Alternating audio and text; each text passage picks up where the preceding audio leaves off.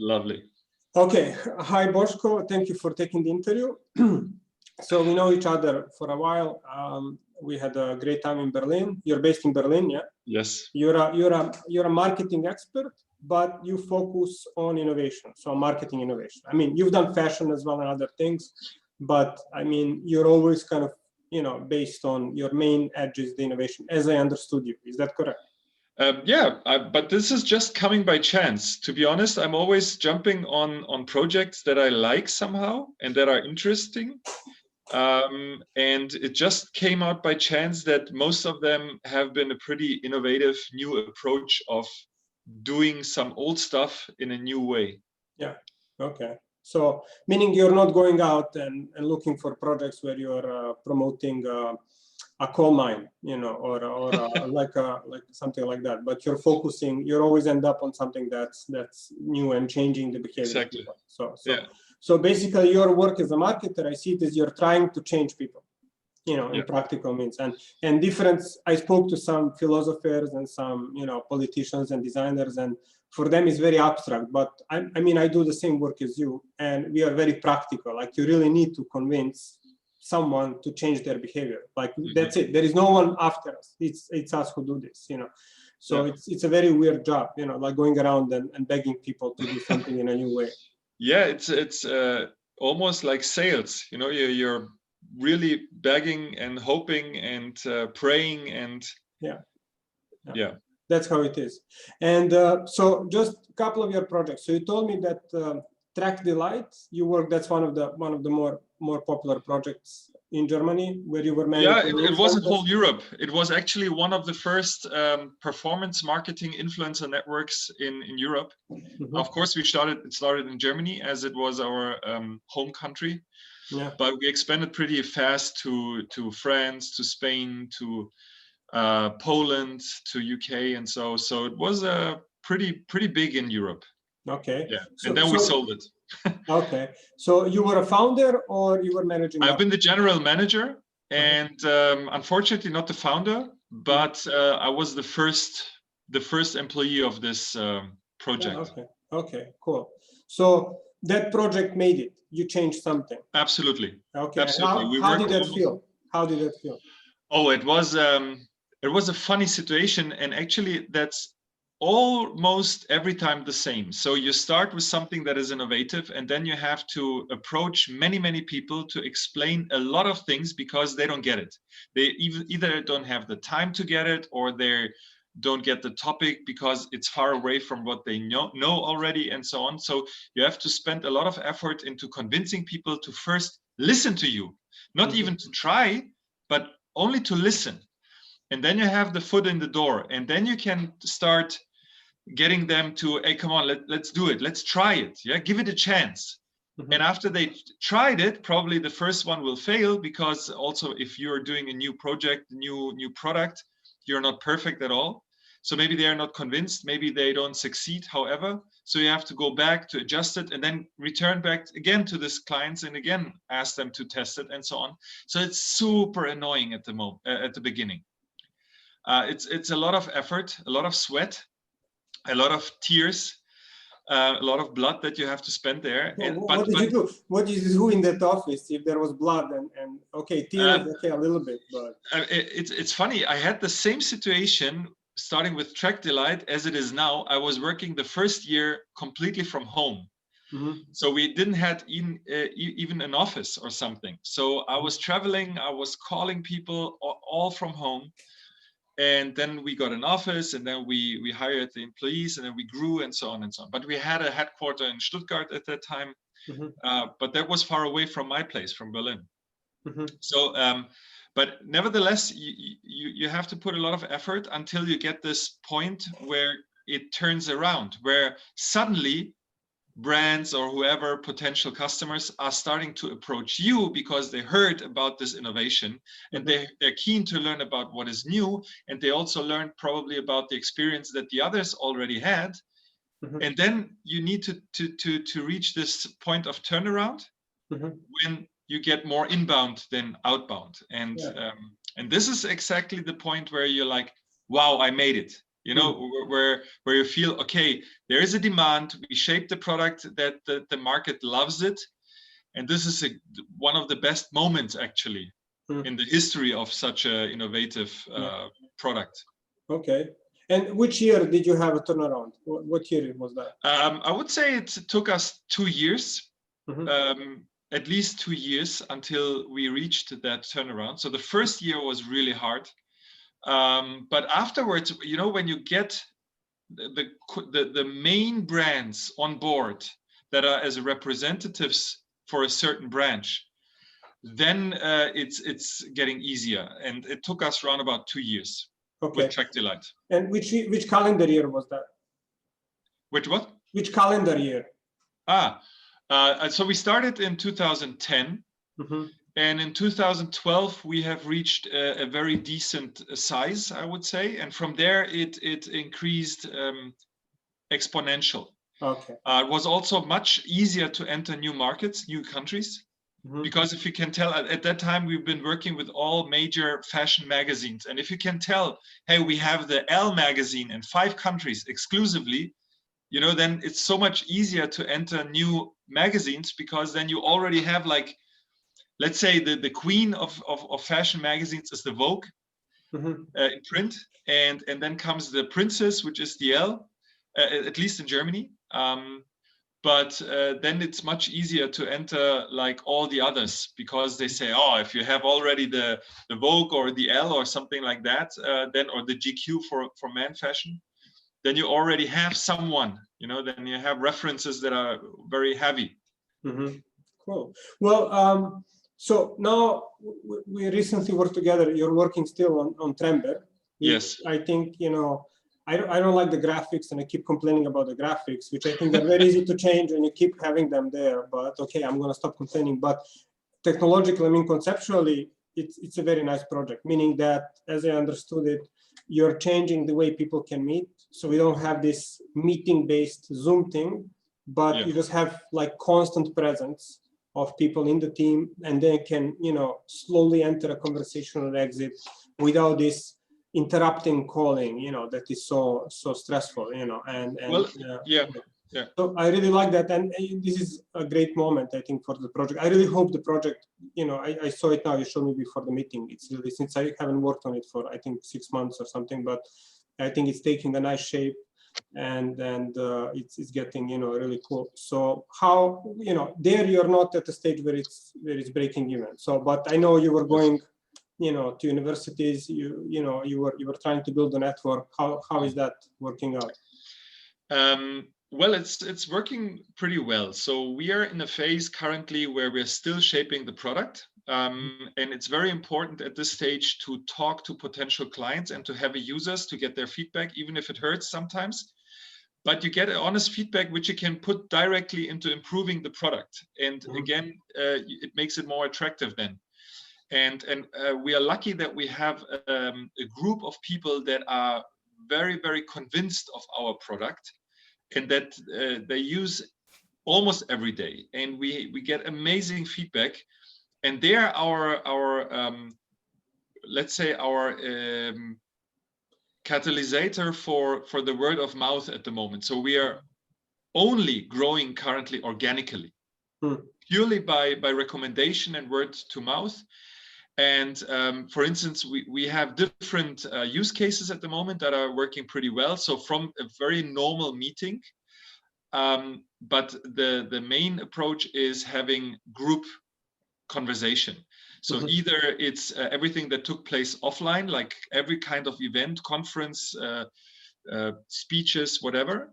Then, of course, the educational parts, so everything around colleges, schools, universities, even social gathering of students.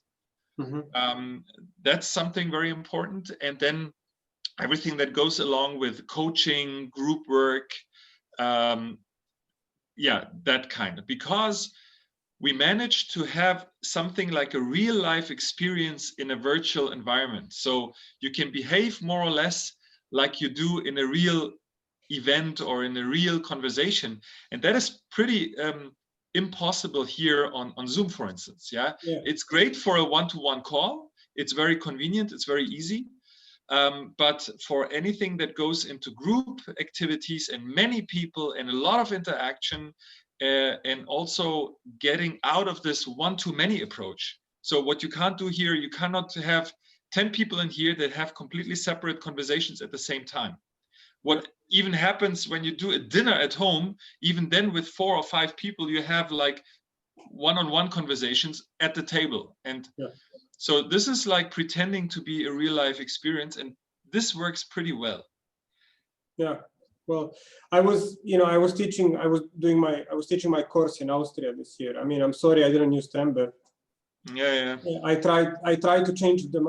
They put me 5 years ago. They put me in the music department by accident in the database, and I had to wait 5 years for them to change that. So I didn't want to enter in the because I'm just like a guest lecturer, so I'm not a boss. Yeah. I mean, my boss is great, but there is another boss, another boss, another boss. So I'm very far from the top boss. But yeah, I mean, I was teaching. I'm very lucky. I have 14 students only. 14, 15, and that was still manageable over Zoom, although it was just me looking at a bunch of, squares and so I managed it because I was always doing Skype online training and teaching on my own before. So this year was easy for me, but with all the Corona, because I couldn't go there. Usually I go to Graz and I teach there. But I don't know how everybody else is doing. I mean, I spoke to other professors and they were going crazy because some of them teach 80. It's an engineering university. They're teaching 80 or 100 people. And I mean, it's crazy. Also, constant meetings. I'm constantly calling people for a meeting. They have to stop their meeting. They have to come back. I mean, it's really, I reached a limit. For me, I see a limit in what I have now. It's very limited. Like, I want more, just like with Instagram, there is a limit. It's like now my frustration, like, I had nothing, meaning all of us didn't have something. We discovered something new, we're happy. And then I reach a limit. And what I don't understand is my biggest problem in companies, like, why are they not removing that limit? Like, why are they not talking to their customers? Because now I feel a limit with a bunch of stuff, and Instagram is very limited.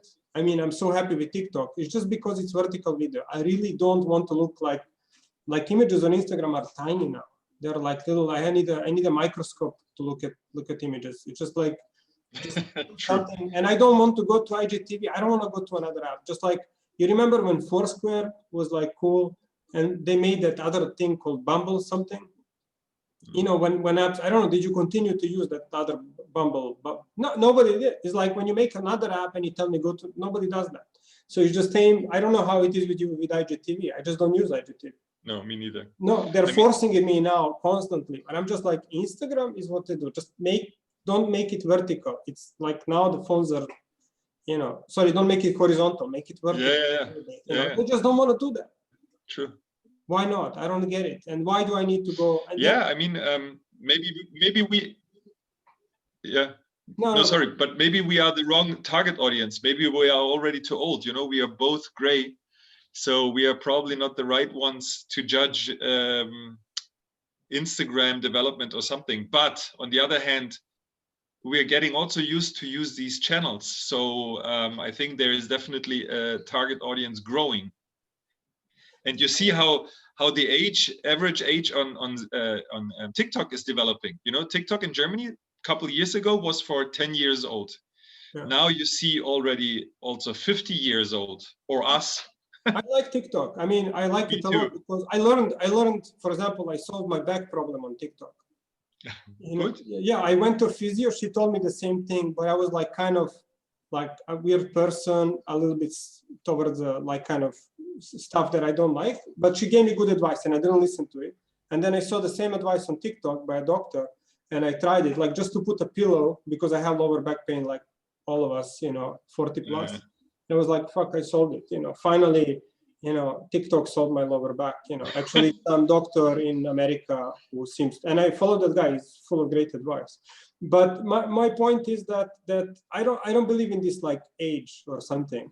I mean, Instagram is happy if I buy stuff there. They really don't care about my age. As long as I buy stuff, they talk about age because they think it's always like this idea about generations and stuff that really sounds like racism to me. I mean, if I have the money to spend, I just bought PewDiePie stuff today, and PewDiePie has like, you know, I have to pay via PayPal. He didn't accept my debit card, which is not like a standard thing, you know, because I have a European debit. It's just like, just make it easy for me to buy, you know. It's like, that's all I want, you know, just make it easy. Why always these limits? And then someone else needs to make $1 billion company to solve that, you know. It just doesn't make any sense to me, you know, because I mean, I'm a wrong person. I like to add 100 features and then test all of them. And I constantly innovate, and I add new features, and I test whatever I do. And but I just don't understand these companies like Instagram. It's like for 10 years, it's always the same thing. It's like, you know, like before it was Square Image, okay, it made sense on iPhone, whatever, when they came out, but it's so boring now. It's really boring. And just like with Zoom, that you guys are trying to make Trember work, and you know, people are going to be stuck now on Zoom for like, what we're going to have is going to, now they're saying like digitalization happened with coronavirus, but they're going to, okay, Zoom is the thing, now we're going to be stuck with Zoom for 20 years. You know, just like we were stuck. So that's the bad side. You know, they're going to think they made change, they accelerated something. They went from 1 to 1.2 very quickly. Instead of 3 years, it was 3 months. It's again going to fly. They're not going to keep the pace of adoption, you know. But look, I mean, video conferences. I mean, we know video conferences now for 2 decades, right? So Skype is now, I think, 19 years old or something. And in general, I mean, of course, there are some details between Skype and Zoom and sorry, I just have to interrupt you. So on. But generally speaking, it didn't change. Just have to interrupt you. I was using iPhone. I think, if I remember correctly, in 96 or 97. And iPhone was a Windows-based app. It was literally called iPhone. And it was back when MIRC and ICQ were a thing. So, and there was this Windows application called iPhone. And it was the same as ICQ, but with video. The video was like, I don't know, 1 frame per second or 2 frames per second. And I remember talking, the first person I spoke via iPhone in like 96, 97, I don't know, 98 could be, was a Sicilian guy. And he had like a bunch of gold chains. He was like half naked, bunch of gold chains. It's like, hey, cazzo vuoi? You know, it was very funny. And that was my first experience with video conferencing. Before that, I was only on MRC, ICQ, and forums. Yeah. So, you know, maybe you started 19 years ago. I started 22, 3 years ago. So, yeah. Okay. And the horrible is that it didn't change basically since then. You know, so people didn't ask for any innovation there, right? It was actually, video conferencing was nothing else than a phone call with video. Yeah. Nothing 2001, else. Space Odyssey, 2001. Yeah. So the thing is that suddenly we have an evolution at the moment that took place in what, 7-8 months. So in 7 to 8 months, people first learned about video conferences. I mean, in Germany, probably almost nobody knew about it. Yeah, they knew Skype and that's it, but they barely used it. And now in 7 to 8 months, they learned that there is a demand for video conferencing in general, and they developed a certain requirement for what do I really want. Yeah. But the problem is that such an industry leader like Zoom or even Hangout or whoever cannot change their whole approach, their whole technology in these 7 months, because they've been fighting first with the normal growth, which is already a challenge. And now during the growth phase, they have to change something innovative. That's impossible. You cannot change something completely while growing that fast. Yeah, well, it's impossible. Yeah, well, it is possible. Yeah, but not... you can do it, I can do it. But the thing I think about those companies is that those companies are, you know, they're already too big. Well, I don't think so. I think big is a good thing. I mean, you have more resources. It's not the problem, the size. I mean, if someone gives you 1 billion euros, I mean, do you have a problem? No, you can do it. Yeah. But, you know, you have projects like Skunkworks where you just take 20 people on the side and you make a new thing, and then I mean, big companies are able to innovate. I mean, we won't have medicine and airplanes and, you know, weapons of mass destruction without it. But the only big companies can make those. But the point is that those companies are made by engineers, and you and I are more culture oriented. You know, we think in terms of culture, meaning behavior and adoption, and we are just thinking differently, and we are able to talk to engineers. And then those companies are made by engineers who understand something a little bit about culture, you know. So we don't understand engineering fully, and we cannot solve technical problems, but we solve cultural problems, and they're different people. So a lot of the companies, you know, I mean, you're very similar to me. We are, you know, again, culture change oriented, you know, and those people are solving technical issues. So when they made Zoom, I mean, I've been using Zoom maybe a year before, the year or two, I think, before. It was a standard for us before the coronavirus. I mean, with some clients, you know, and we introduced it to them and stuff like that, because it's much better than Skype, much more stable. But it's a technical solution. It's just a technical, you know, it's just someone made better code to something that's culturally the same. And you know, and that's it. So they didn't really move it. It was just at that point when Zoom was picking up, even before coronavirus. It's just because Skype video was not working. So the conferencing was not, Zoom was working. So better code, better server, something, better machine. It's a better machine. And they just don't understand how to change culturally. So it's very easy maybe to sell a better machine, and they were very lucky, but there is no cultural change there. You know, that's the point. I think changing technology or adapting technology is so much easier than changing culture. So the one that is changing culture with this approach will also be the winner, because technology can be copied from anyone, or be even better. You know, improving technology is not a big deal, but changing the cultural behavior and the attitude, that's the challenge. Yeah, that's what people fight the war about. Yeah, that's so I mean, why did we choose a harder thing to do? You know, I mean, I always wanted to, I don't know, ever since I was a kid I wanted to do that. I don't want to make things more efficient. I want to like really change things, you know, and that's but Nicola, I think that's part of our personality. It's not that we're looking for changing something, you know. I'm not sitting in the morning thinking, what shall I do today to change the world? No, it's just I have an idea, or I come together with people that have a great idea, and then just starting working on it is pure fun. So I'm not thinking about, wow, I'm going to change something. It's rather, let's do it. This is fun, you know, and one comes after the other. So I think it's just a matter of personality and attitude that you're working in general on projects that are at the end changing something, probably. Yeah, it's correct. I mean, we are very spoiled. We want to have fun, and some people just are able to control themselves not to want the fun so much. Yeah, or maybe you have to define fun in this case, right? For us, it's fun to develop something new and to work on new challenges, while for others, it's fun to work always every day for 20 years on the same thing and not to, nobody likes that. Change. Oh, there are enough people that love to work for enterprises. I would die working for an enterprise company, really. Yeah. Or at least full-time for one company in this case. Yeah, disclaimers, because you want to build someone. This time. No, I would die unless this, because we all need the money. They have the most money, with everything, and they need to buy our stuff. Anyway, so we spoke about Trember, we spoke about the sorry, and now you have a new project, Inspo, you know. So what's that about? Oh, I started, actually I was invited from two friends to start with them Inspo, and Inspo is a great idea because at least one of these two friends, I've been also working for quite a long time, always jumping back and forth on different projects, and they're all been related to this influencer lifestyle thingy. And Yvonne, with one of the two that I'm working with, is a great tech IT girl, like one of the best I know, actually.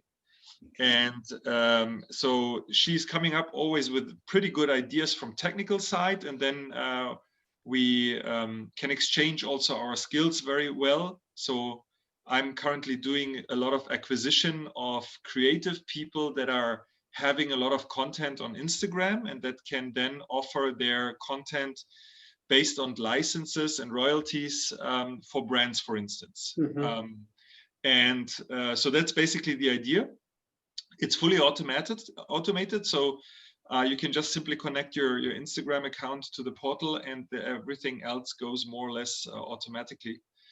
And we found that, I mean, I know it from myself. When I'm creating content for my projects, it's always hard to find like really good content, like pictures or videos that don't look like typical stock content, right?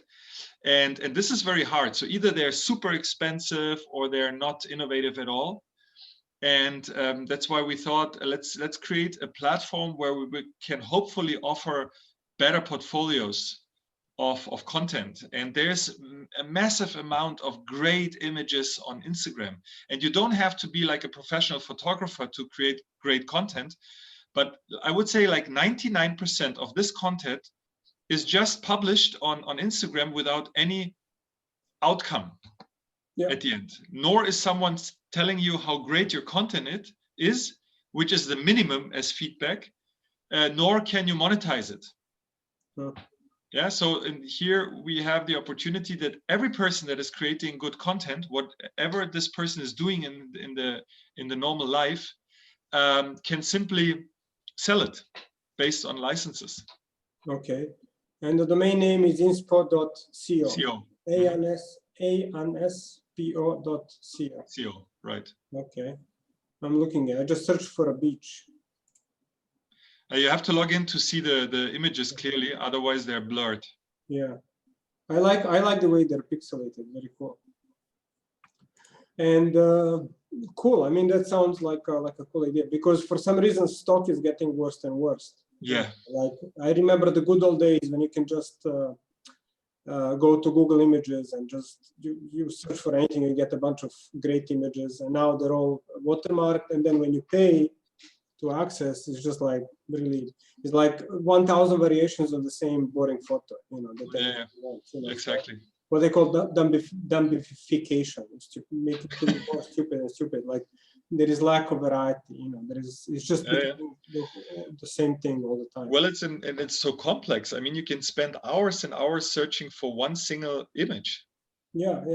I mean, when we made openinnovation.me, which is our social media, I wanted that it's visual. I want it to be visual. So I want that people put a nice photo image that represents, and later video that represents their innovation. Because people are usually, in our testing, people just write very, very little about innovation, and there is no need more. Even engineers, it's like 3-4 sentences. You don't need to write more. But the image is very important, and that's where people get blocked. You know, which image to find. And it's becoming, and I didn't want to have without image, because just having text is like. So. I understand, absolutely. I mean, I love like great images by myself. A heavy image is so much more worth than a lot of text.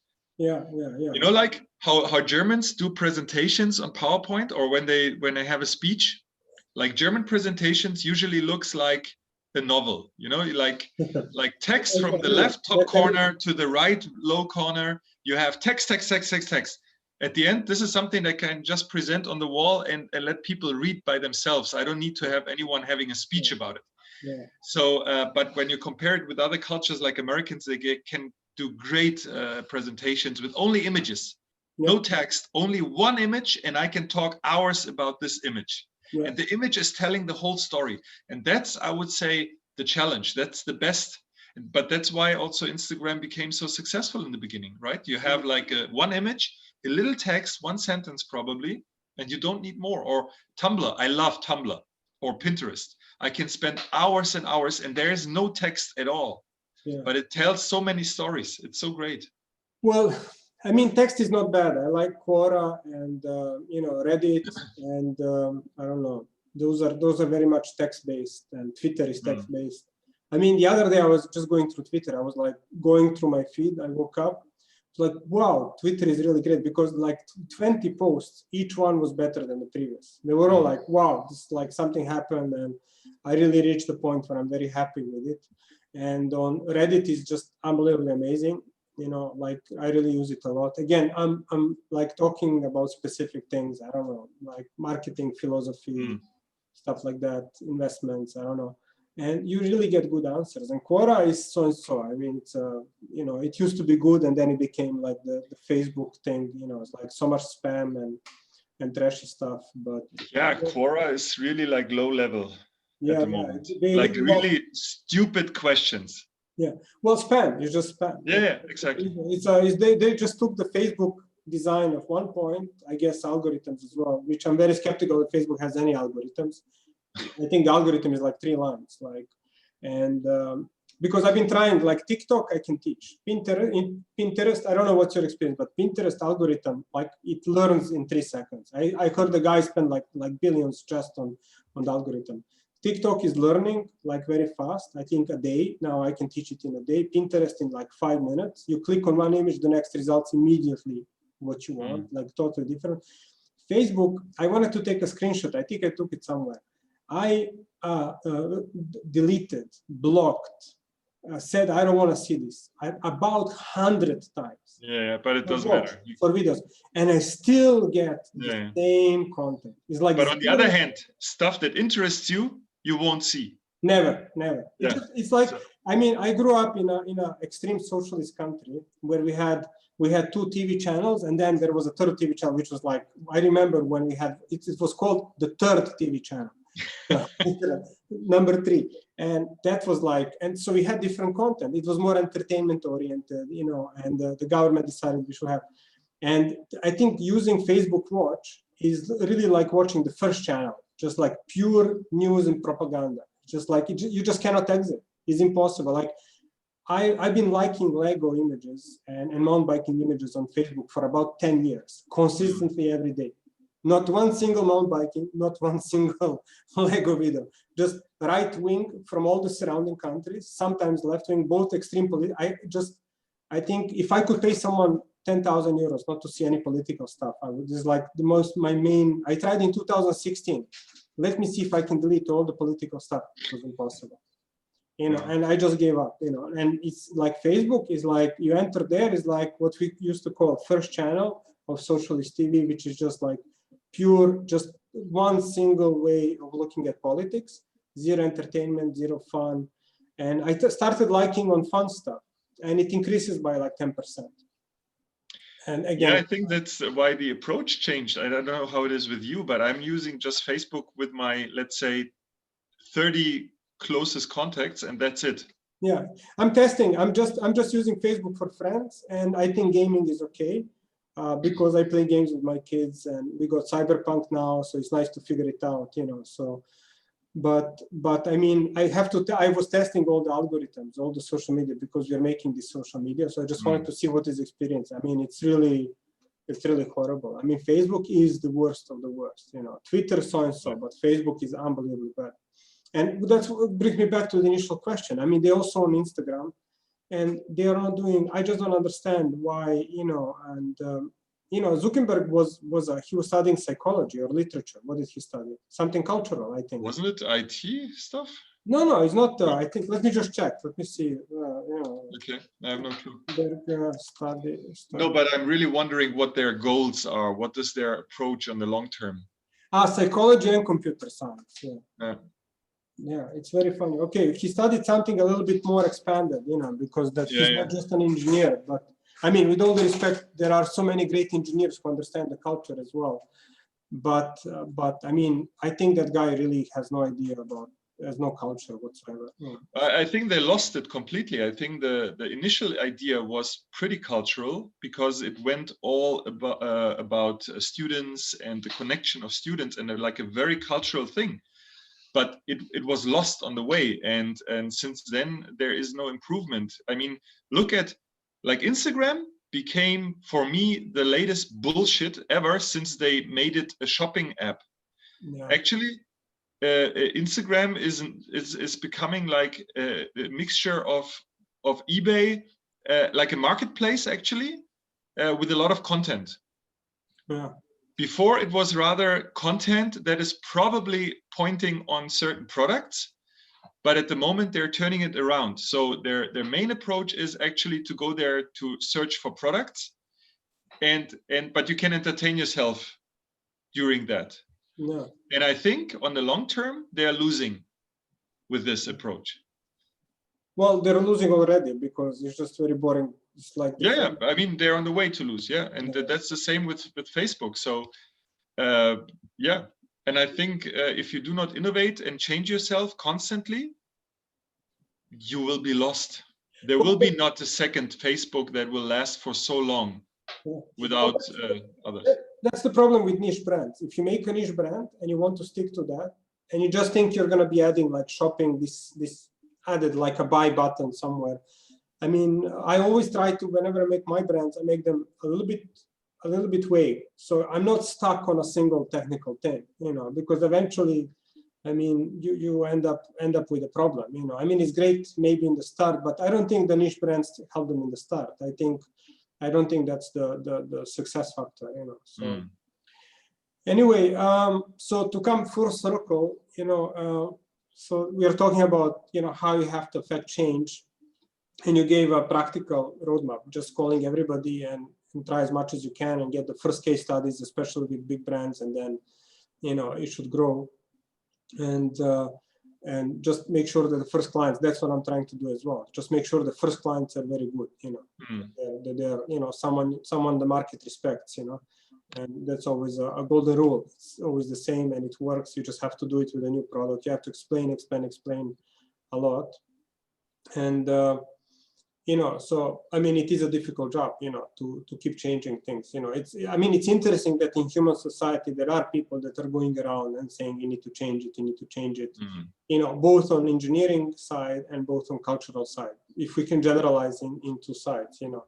So, and I mean, I work with engineers as well. It's not like they have it easier. I mean, you know, that's you know, sometimes I work with civil engineering. I like to work with that, you know, and you know, they also have an issue, and because negative customers are always going to find a problem. So if culturally you don't break through, you know, if you're not accepted on a cultural level, then engineers, even if engineering wise objectively your product is more efficient, they will still say no because it's against their culture. It's extremely. I got exactly this thing with German culture. You know, when we introduced Trember to a couple of German companies, they all said, wow, technology is amazing. I never seen anything like this, but sorry, the button is green and not blue. I cannot use it. Yeah. Like, come on, what? And this is 100% what you're describing. This is only a cultural problem, not a technology problem. Yeah, unless you're powerful enough, unless you have a lot of something, you know, then I think a negative customer is going to find like always something, like needle in a haystack, and I think it's very. I mean, my experience as well is like we are selling, and you have following categories of customers. You know, you have the customers who by default they really understand everything, and they're like, I want to use it, I love it. You know, can I buy your stocks? Can I buy? Anything, you know, can I invest in you? Super happy, like, you know, and then you have people who are kind of like, okay, let me try it, and then they need to make some money with it, but then you have also people who, even if they make money, even if you get all the benefits, they're so negative, they're self-destructive. They have this self-destructive aspect that they will not. It's like as if you're destroying their identity by offering something new. And they're very, very difficult. It's very important in my experience to avoid them because they can be, you know, I have some clients who have a self-destructive tendency.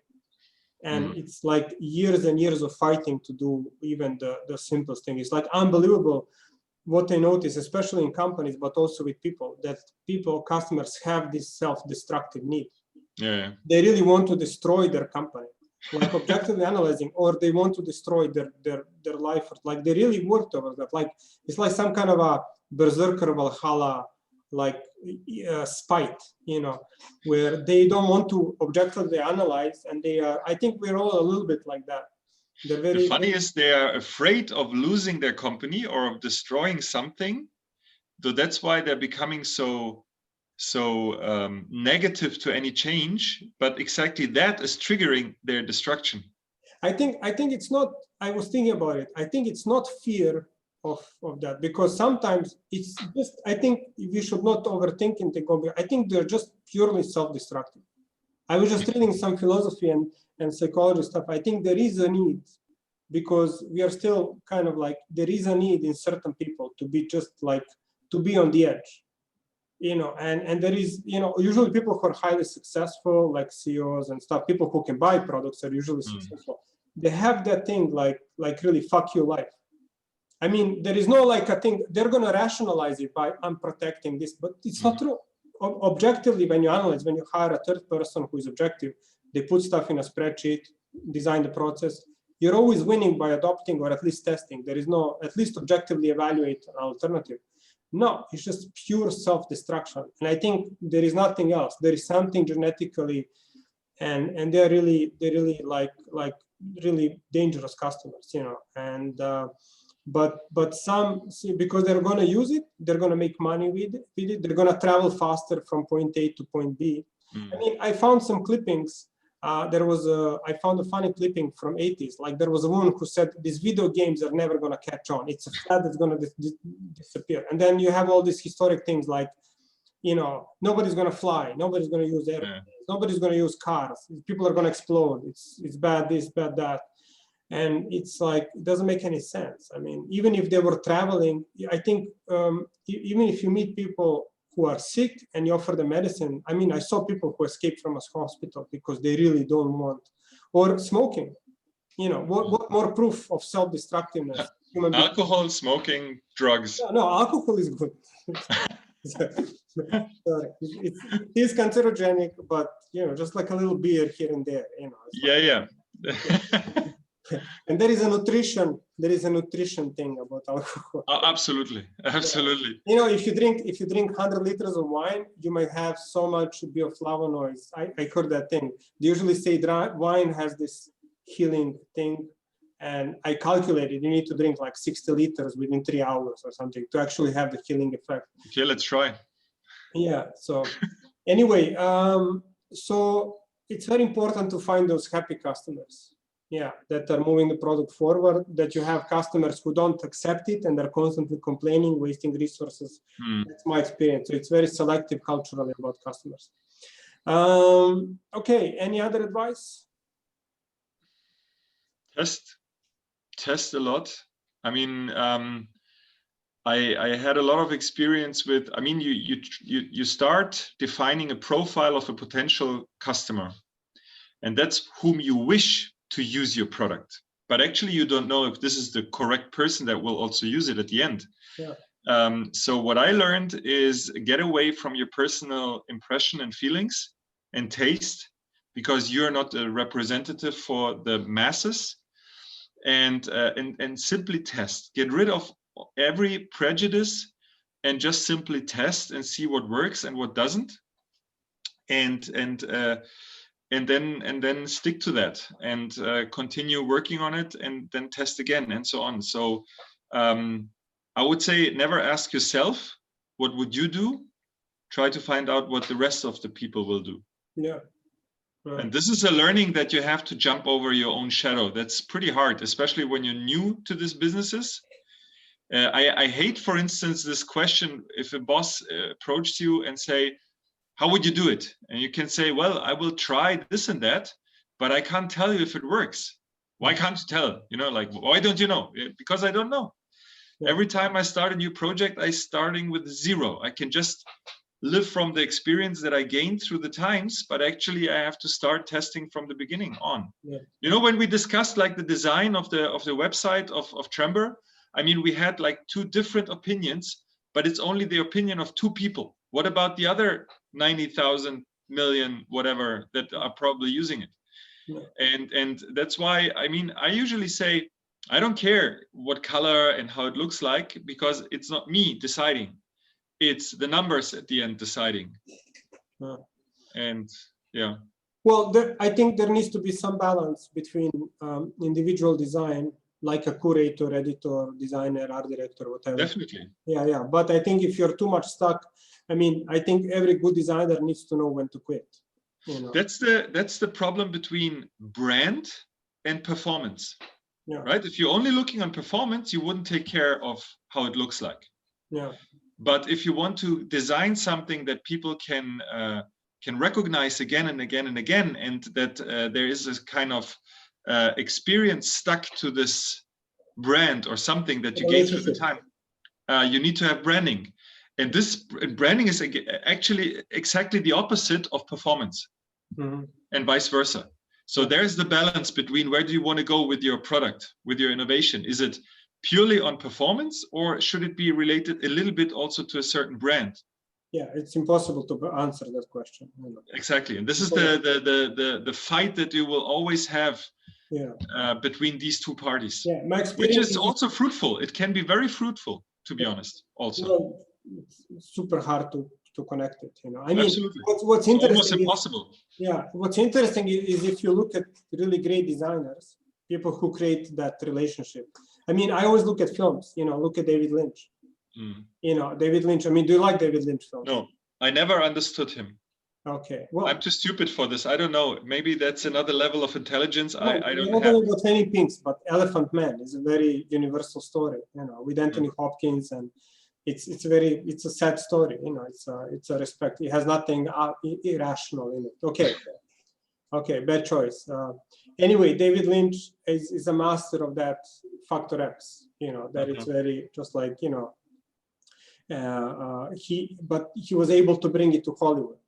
And to nurture, which is a very commercial engine, but he still doesn't have too much audience. It's impossible. He's a little bit, let's say, on a scale of 0 to 10, and 10 being an obscure Russian or like a performance artist who is a great artist, but with an audience of 3, and 1 is I don't know, like a explosion film, whatever. Something the most commercial possible thing, like a Coca-Cola ad. David Lynch is like an 8, let's say. And so I guess you have to be on that scale somewhere. I was producing music when I was back a student, and the boss of this record label always asked me, do you want to make music that comes from your heart and probably attracts only a few people, or do you want to make like super commercial music and attract probably millions and also make more money at the end? So you have to decide what you want to do. You cannot do both, and not from the beginning. Yeah. I'm trying to think of reasons. I mean, Mozart. I don't know. Yeah. Yeah. There are historically you filter out people. I think after 100 years. Maybe someone remembers us, we still have time, another 40 years to do something. But because we have to do these things when we're older, we cannot make music like Mozart when he was like 18. Yeah, but look, even Mozart, when he was alive and doing music, it was not like a mass popular thing, right? It was for a very close level of people, and it became popular during the times. Yeah, well, I think that depends a lot on, because people couldn't attend concerts. there was no Spotify, but I think within people who had enough money to pay for like 30 people to study for 20 years how to play instruments, then those people were appreciating him within that bubble. I think in Balkans, in Serbia, or maybe in someone in the Turkey or in China, they couldn't have access to that. But I think it's universally good. But Liszt was famous, I think Liszt was like, super famous. Anyway, we're going a little bit in circles, but I mean, these are like very simple questions, but they're always present. You have to figure that balance out. My impression is always you have to be able to say, I think, as you said, I think if people who don't listen is always a problem.